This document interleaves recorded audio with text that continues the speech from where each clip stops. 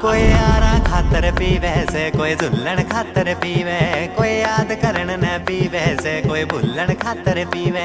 मैं गट गट करके पी गया, मैं गट गट करके पी गया था परेशान डार्लिंग। हो ना मैं इसने छोड़ू ना या मन न छोड़ दी शराब मेरी जान डार्लिंग। हो ना मैं इसने